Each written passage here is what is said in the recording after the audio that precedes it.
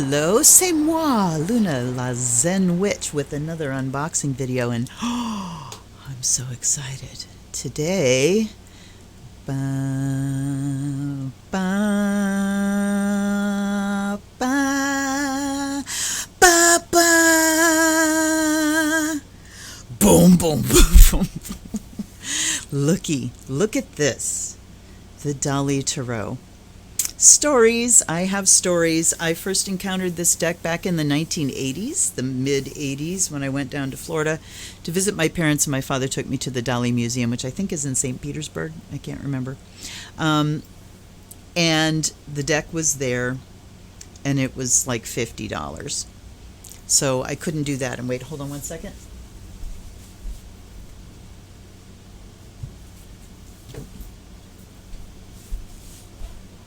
So I got that because it's the only thing we get. He said, I'll buy you something. And I'm like, the deck. And it was $50, and I couldn't ask him to do that.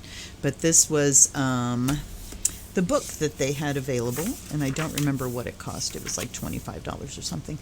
This one was published in 1985. The cards are copyright 83. So I had this book forever. And then when I was working for the company that was selling decks, I believe it was U.S. Games. Could have been Los Garabeo, but I think it was U.S. Games put out a version. And even though I got a 50% discount on that, did I buy it? No, because it was still expensive. And it was like, it's published again. I'll have to. Well, guess what? It went out of print. Well, first of all, I lost that job. And then the deck went out of print. So, and I've been looking and looking and looking, but finding the book. And so I found this on Alibris, and I looked at the description of it, and it was hard to tell whether it was the deck or a book about the deck. And I ordered it, and then I looked up the ISBN number, and I was convinced it was just the book. I contacted the company and said, this isn't what I want, and they're like, nope, we can't do it. It's already shipped, which is bullshit, but they did. This is a tactic I'm finding with companies if you want to cancel an order is, I'm so sorry, it's already shipped, and then they ship that day. At any rate, they wouldn't refund. They said, we can't tell you, or I contacted them first and said, can you tell me if this is the deck or just the book? They couldn't. Okay, so I ordered it, and they said, well, if it's not what you want, you can return it, and Alibris has a fabulous return policy. So I was sure I was getting just the book, and then this showed up on a morning in a box too big for just the, and just look. I mean, we've got velveteen, and an actual card on the front, Dali Tarot by Taschen. So this cost me less than $40 for the deck itself. Salvador Dali's Tarot deck, 78 cards with how-to booklet. Dali poses as the magician. His wife Gala becomes the Empress, and the death of Julius Caesar is reinterpreted as the Ten of Swords in the artist's extraordinary custom tarot deck. First published in 1984, this one says, this edition brings back the full set of cards along with a companion book with practical instructions. And then we have it in Deutsch and we have it in French. Okay, so let's go into this. I mean, it's just glorious. Absolutely fucking glorious. Look at the book. And we have these beautiful dark purple pages. I thought they were black pages first, but they're very dark purple. Tarot Universal Dali is what it's called. And we have the making of the Dali Tarot, and there are lots of legends around this. Okay, so this was English, and then we have Deutsch, and then we have Francais. So just 3 languages on this one. So it says, the biographers agree that Dali signed a contract for 78 tarot cards in the 1970s, after which time his contract partners changed a number of times. Eventually, a New York publisher bought it. When Dali delayed the delivery of the deck or stopped working on the cards altogether, He was sued in a New York court, and a rather large amount of money in his American accounts was frozen. On January 30th, 75, the Diario de Barcelona reported lawsuit and U.S. publisher demands the delivery of 78 gouache, which is color drawings by Dali. Case was settled out of court, but Dali had to sign about 20,000 print sheets, 250 for each card. In 76 and 77, around that time, Dali engaged a new secretary by the name of Enrique Sabater, who succeeded in regaining control of the tarot drawings and integrating them into the firm's Distributions, Surrealista, and Dasa, whatever. Whereas the New York Gallery of Gertrude Stein distributed the prints, Naipes Comas, the well-established Catalan printer of playing cards located near Barcelona, published the work in 1983-84 as a complete deck of tarot cards. In 2010, the owners sold Naipes Comas to Carta Mundi, the leading European playing card manufacturer. So the legends are that this was commissioned to be in a James Bond movie. It's a legend that I've been reading. So anyway, we have these full, pages with cards that are bigger than the actual deck depictions. So glorious freaking book. The book would be worth the $40 itself. It's just gorgeous. Then we have, the packaging is just so appropriate to what this is. Look at this gorgeous foil box. All right, let's pull these out of the way and actually go to the deck. And I've barely touched this since I've gotten it. I certainly haven't shuffled it. I haven't done a reading because I've been waiting to show you. And then everything in June happened and preempted that, so. And I am in full hag mode today. It's been really hot, and then yesterday we had rain. We had a cool day and a half a day of just rain. It was glorious. My hair is just doing its crone thing, and it felt nice.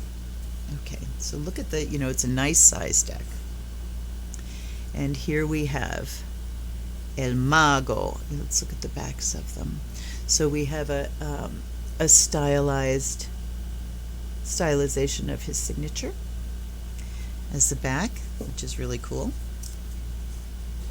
Beautiful gold borders on each of them, and we have the Hebrew character and a numeral and another numeral, same one, and the planet, the sun. And there's Dali, always a cameo in his own works. What a great guy. La Sacerdotis. I'm not, forget that, I'm not doing these names. This is the High Priestess. And so we just had the same numeral at opposite corners, and we've got the Hebrew and the moon. The Empress. Did it say that his wife Gala was the Empress? Is that what it was saying? Yes. There she is. So she, of course, has been in many of his works as well. In the Dali Museum, and look, we've got like Black Moon here, I guess, or Earth, that could be. The Dali Museum, his works were massive. They're these huge wall-size paintings. And I don't remember a whole lot more except just standing there being in awe of the work. There's the Emperor, Jupiter. The High Priest is Mercury. So you see his beautiful signatures and just his, his collage work and his interpretation in color. So we do have, hold on, you can't move velvet against velvet. I need to put my elbows someplace. Okay. So, don't know what I was going to say there. Oh, you do see that he holds true to the iconography of the standard tarot. So we have the Hierophant with the supplicants in front. That's Mercury. Here's the Lover's card with a strategically placed massive butterfly. I love the way the butterfly is placed so it's almost not strategic. That's hilarious. There's a little, almost a Terry Gilliam vibe to some of these things because they are collagey. the Chariot. This one's kind of difficult to see. We've got an Egyptian motif here. This looks like almost a mask, an African mask almost. And that is Sagittarius for the Chariot. That makes perfect sense. Justice is Libra, of course. What a beautiful card that is. Very placid.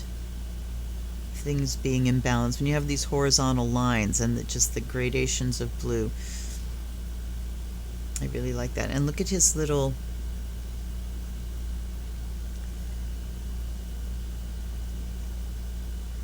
symbols and things down in the corner there. I wonder if those are talked about. I'm going to ask. The Hermit is, I don't know what that planet is. What the fuck is that? I don't know what that symbol is. What the hell? Okay, so we're going straight to the Hermit here because I need to find out what that is. All right, let's see. Practical advice, pictorial sources. Okay, so each of the cards talks about the pictorial sources.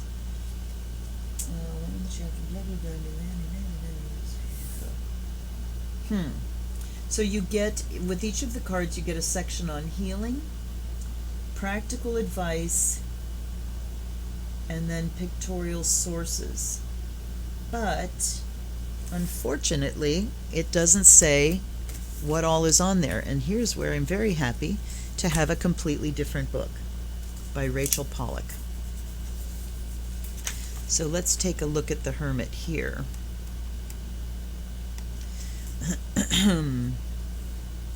Among the most realistically drawn of Dali's Tarot figures, the Hermit, based on an anonymous portrait of Luca Pacioli, nevertheless dwells in a mystery realm above the clouds with a cluster of egg-shaped jewels above his head. He has turned away from the world to seek truth, occupying the same position in the middle line as the High Priestess in the first. Okay, he is concerned, like her, with mystery and contemplation. I guess just situated in the center. The reversal of the sexual polarity means that the rational principle has been added, so the card suggests teachings and a conscious attempt to ponder the self. The task of these 7 cards is personal transformation, blah, blah, blah, blah, blah, blah, blah. The naked homunculus in the lantern signifies the new self being created. All right, so it doesn't tell us what this. Somebody's making popcorn in my house. It doesn't tell us what that symbol is. That makes me sad. It looks like a planetary symbol, like like an older version of maybe the symbol for Uranus or something, or Neptune. But I don't know. Wheel of Fortune, Capricorn.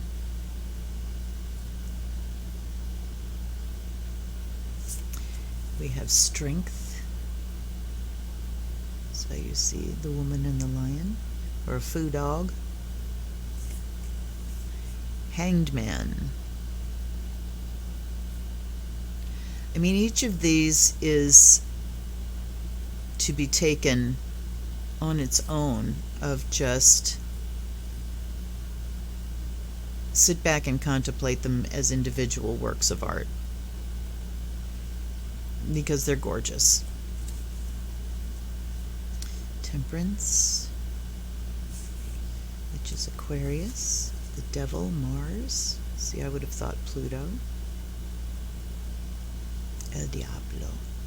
Look at those spikes coming off his knee. The Tower, Aries.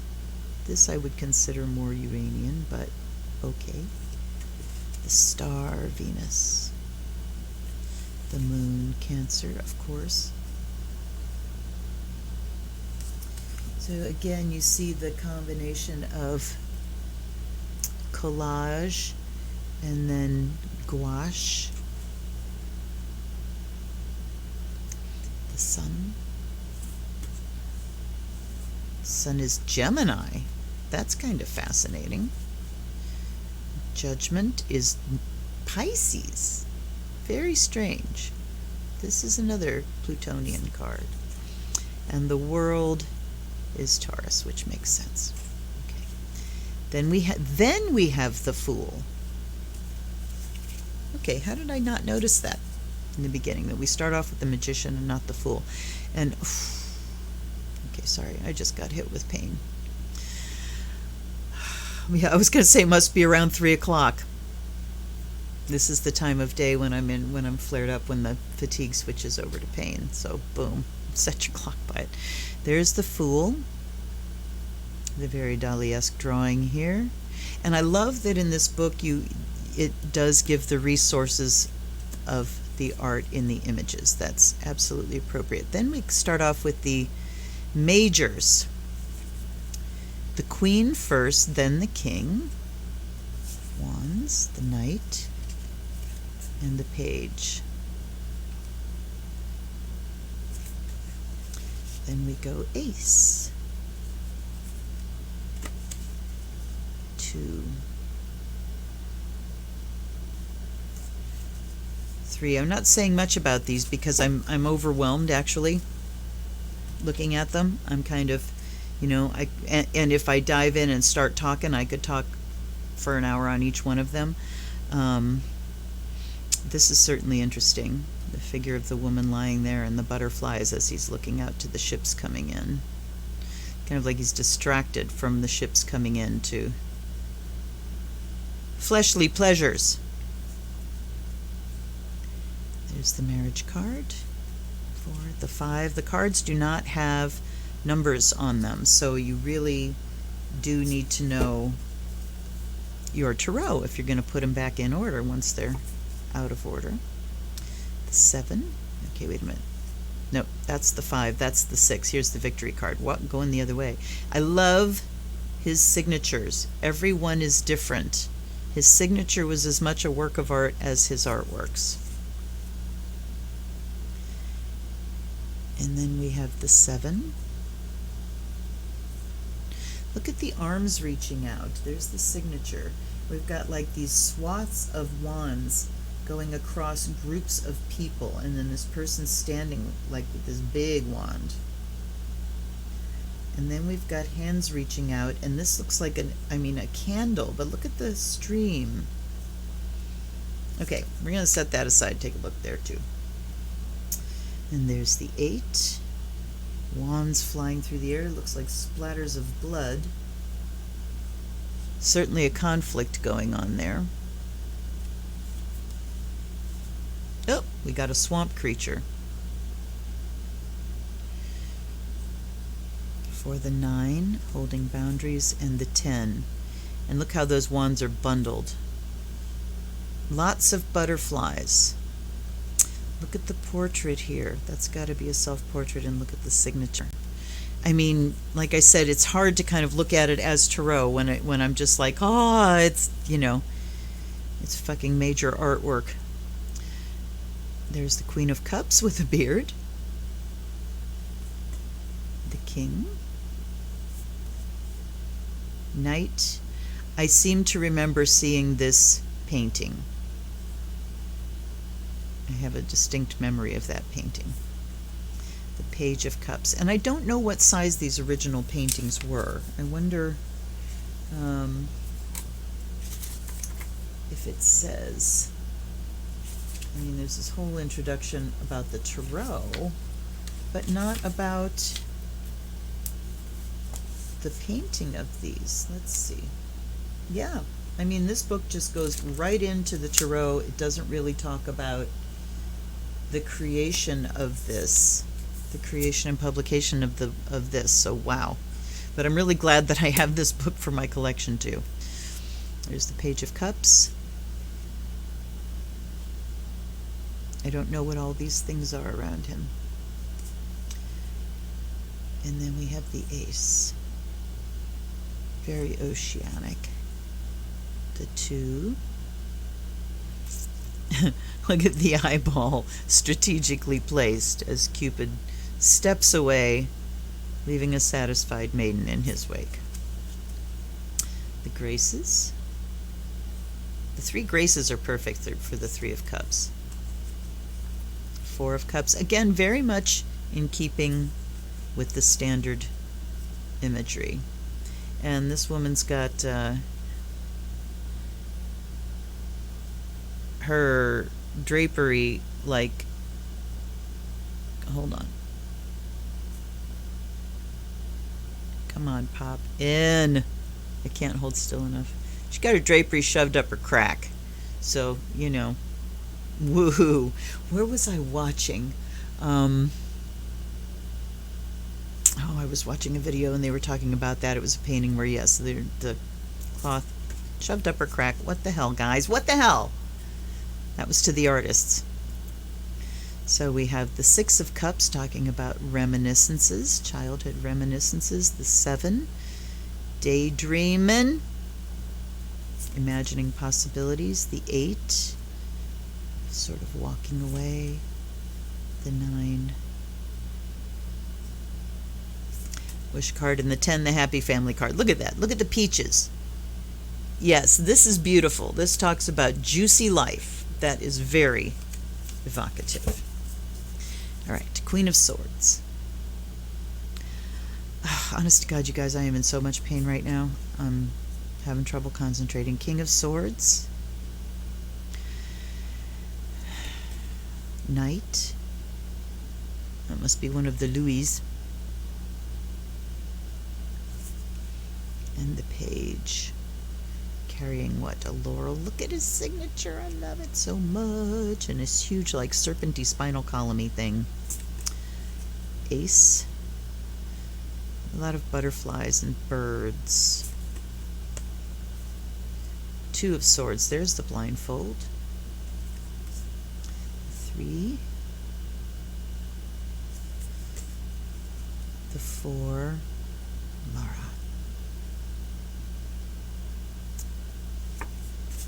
5. Very, very close to original imagery. 6. Yes, moving forward in the boat. 7. The Thief card. So I like the way he's kind of appropriated images from classical art and made them work for him. And the 8. Okay, no blindfold there, but she's got this big butterfly across her lap. 9. That's pretty descriptive. 10. Caesar's getting his. Queen of Coins. Look at the hair. King of Coins. There's Dali again. So I would assume that that's his wife, but one does not know. The Knight. The Page. Ace. 2. Look at the winds blowing. 3. 4 of Coins. Definitely get the sense of being weighed down. The 5. I don't really get the out in the cold thing here, but interesting roots going on. 6. Alms. Money that's not worked for. 7. Yes. Being pooped after harvest. 8. There's a lot there. 9. And the 10 of Pentacles, like a basket full of voluptuous women. And then we're back to the beginning again. All right, I want to look at these two. Justitia. I wanted to see, well, I think I know the answer already. They're not going to talk about what's in that image. Okay. Maybe they will. I mean, it's this that I'm looking. Justitia painted on the style, in the style of Cranach, Lucas Cranach the Elder.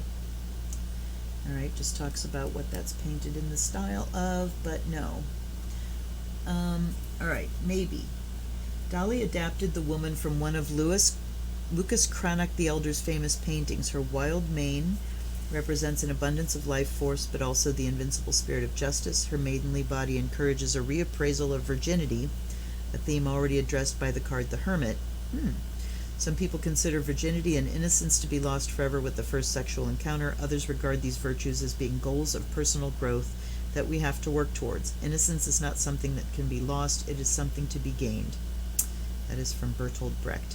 This kind of virginity and innocence is exemplified by mindfulness and the ability to get involved while avoiding entanglements and over-identification. So again, we don't say what these little things are that he added, and that makes me very sad. I want to know, like, everything. I want to know the artist's statement on each one of these cards. All right, let's look at the Seven of Wands.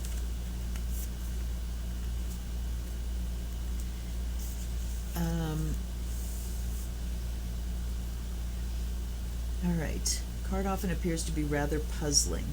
It's all about the power of our actions. In the background, we see scenes from rural life in the olden days. They represent our life's journey with its many stages that sometimes repeat themselves at a higher level.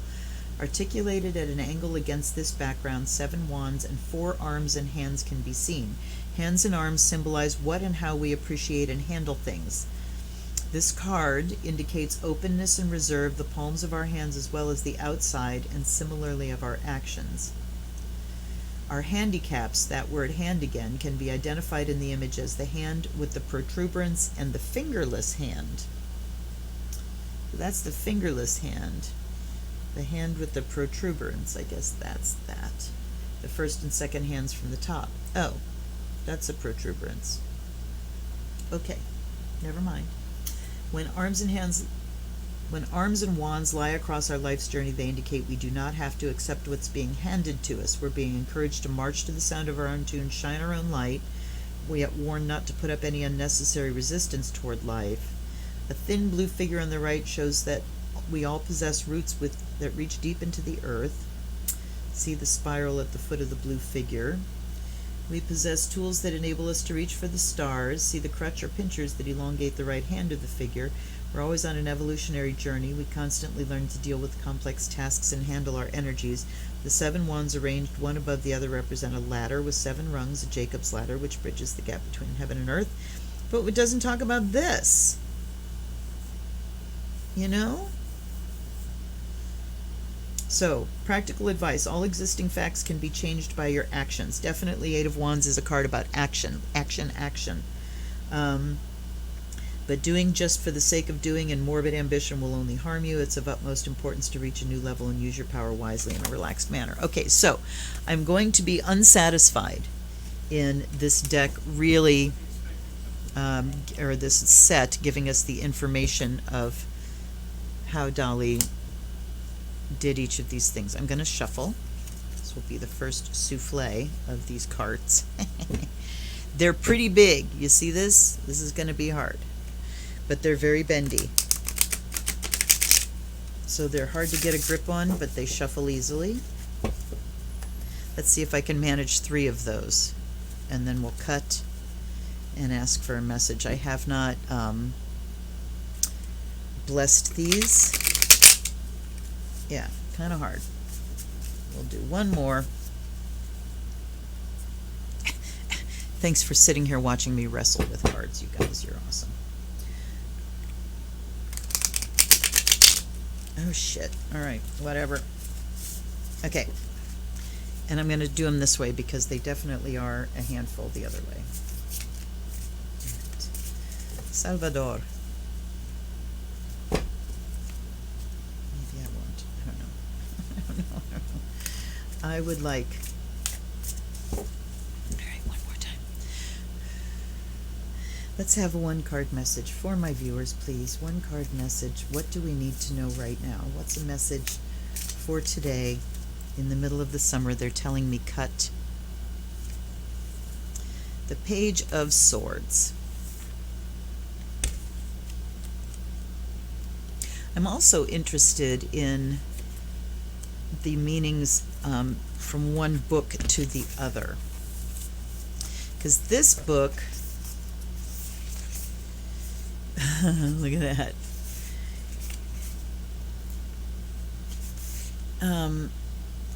Annette Koger wrote the preface, but the writing itself, it doesn't really make it easy for you to figure these things out. I gotta say that. Here we go. I'm noticing European publications do this in the back quite often. imprint 2019, bibliography, photo page, text 2013 by Johannes Fiebig. Fiebig. Okay. All right. So let's pull it up in both books and see. Cups. Wands, cups, swords, and I'm noticing that in this book, my original book, things are in a different order. Okay. Mental agility. By adding air to a flame in the fire, to a body immersed in water, or to an object floating in air, it will become more buoyant and rise up. This is also true of the human mind, which is symbolically equivalent to the fire element. Actually, no, it's equivalent to the air, but okay. A well-functioning mind makes many things easier. Traditionally, the page, it's interesting because he's talking about swords as fire. So, that's a difference from standard. Okay. A well-functioning mind makes many things easier. Traditionally, the page, knave, princess of swords, represents mental renewal and new thoughts, judgments, and decisions. Because usually swords are air. In addition, Dali depicts a possible contradiction between apparently peaceful intentions represented by the green twig in the figure's hand and dangerous consequences visible as the demon in the background. So I guess that's kind of the road to hell is paved with good intentions. In a general sense, this card stands for everything new, for playful and experimental thinking. It warns you to beware of gullibility and ignorance, which might lead to powerless protests, general distrust, and erratic or dogmatic decision-making. Remain mentally fit, look for rewarding tasks and challenges, exploit your humor and your charm. Discover a new lightness of being, avoid made-up statements and arguments, work in a creative and attentive manner with the images that are in your head and the heads of others. So we are talking about intentions and the consequences of those, and being fresh and experimental in your thinking, a new way of thinking. And this is kind of appropriate. I am shooting this on the day that Mercury stations direct, so you'll be seeing this tomorrow as it starts to slowly creep forward. So a refreshing of the mind is really appropriate for this day. Okay, practical advice. Take things more lightly. Take the sword into your own hands. Do not delegate your power of discernment to others. The value of a new idea cannot be judged by that which is, but only by that which will be. You might sense that the little bit that man can comprehend is much smaller than that which is. What? I don't know. It makes a big difference whether or not you comprehend your individual contribution and put your abilities to good use in order to make life easier, more deliberate, and more fun for yourself and for your fellow human beings. And the pictorial source is the Baumgartner altarpiece, St. Eustace, Alte Pinakothek, Munich, Albrecht Dürer, born May. Okay, so this is Dürer. Wow, born May in Nuremberg, died in Nuremberg. Oh, okay. So we get information on that artist, but we don't get really more information from Dali himself. Now this says, since the swords represent conflict, military images fit very well with their court cards. At the same time, the pages signify the freshness of youth, so that the Page of Swords shows an assured, almost arrogant soldier, young not in years, but in his air of unchallenged confidence. His uniform sparkles, as does the ground beneath his boots. He holds an olive branch as well as a sword, indicating the power to choose between war and peace. But his attention focuses on the weapon. Behind him rises what looks like an elongated seahorse, symbol of the fears and dangers hidden beneath his confident manner. Completely different interpretations. Completely different. So, what does this tell you? That Dali himself did the images, but obviously wasn't the one really feeding the meaning into these images. I don't know if this book talks about the symbolism of the elements. Obviously in this they're talking about swords as fire. let's see, at the beginning of the minors. Whoops. And this one starts with Pentacles. Okay, the minor arcana. Scan, scan, scan. Let's see how quickly I can get through this. So it talks about how he looked to Pamela Smith's seminal drawings, European Middle Ages, da, da, da, da. Okay, we use these elements to organize our understanding of the four suits of the minors. Pentacles represent earth. Pentacles represent either fire or earth. I have never, ever, ever heard of pentacles representing fire. Interesting. Cups are water, swords are air, and wands are earth or fire. So, swords here is talking about fire. Okay, Queen of Swords. And the fact that the queens come first in these, where in this book he has the kings at the top. Whatever. Ah, God. All right, hold on. Let me look at going into the minors and see what they have to say there. And this one starts with wands. There's a smell to this book. There's definitely a very inky smell. Okay, majors, minor arcana, and we go straight into the cards here. So I would have to go through and read the introduction more carefully to see if they talk about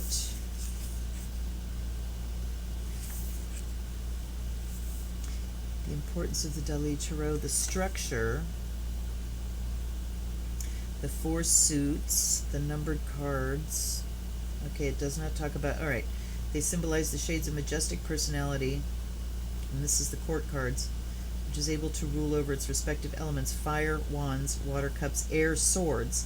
So the meaning of that page of swords where it was talking about fire, fire, fire, and fire representing mind.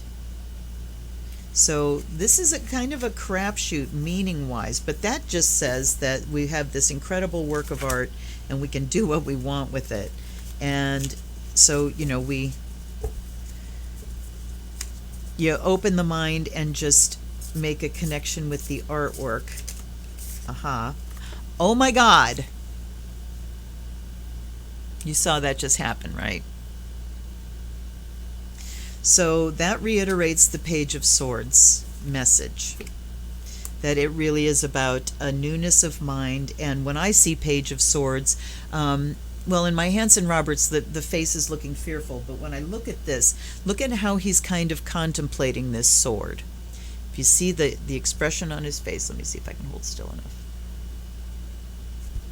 Do it. Fuck you. There. He really looks like he's contemplating. What am I going to do with this? What am I going to do with this sword? And in this hand, I have a laurel. I'm looking at that as a laurel, like a symbol of victory. They were saying olive branch, which is peace. So victory, peace, victory, or the sword. Peace or the sword. So this is a really, it will be easy to look at this deck and get those meanings out. So talking about very carefully looking at what we're doing with our thoughts and finding a new approach, a new purpose, a new intention. What is our intention here? And then also understanding that you can only really judge the value of that new idea based on the consequences that come down the line. That we can only judge a new idea based on what is to come and what. Interesting. Okay, well, I hope you enjoyed that. I am certainly delighted to have this as part of the collection and so happy that I finally scored it. I was reading about that, all these signed. I would love to see what one of the signed editions goes for, or if they're even available. I imagine hundreds if not thousands of dollars. Certainly, wow, would that be a feather in the cap, but is that ever going to happen? No. This is it. This is the feather in the cap. This is this glorious thing that's going to take up half of my shelf. It really just is as beautiful as it needed to be. Oh. Thank you so much for hanging around. Thank you for liking and subscribing. Thank you for donating, because those go to decks, and donations that are made on the decks that are Afrocentric are going to go to the Southern Poverty, oh my God, Southern Poverty Law Center, and the donations on the Pride deck are going to the Trevor Project. So, yeah, I really appreciate your support. I will see you Wednesday night for a live stream on Readings by Sign. I'll grab a new deck for that one. If you have a deck that you'd like to see me use for those readings, shoot me a comment down below. 8:30 Eastern, live stream on Wednesday nights, Readings by Sign. I will see you there, and then I will see you on Friday for another Oracle unboxing. Thanks for hanging around for 40 fucking minutes, you guys. You're awesome. Take care. Till I talk to you again, be safe. Wear your masks, wash your hands. Black Lives Matter. Native American Lives Matter. Blessed be.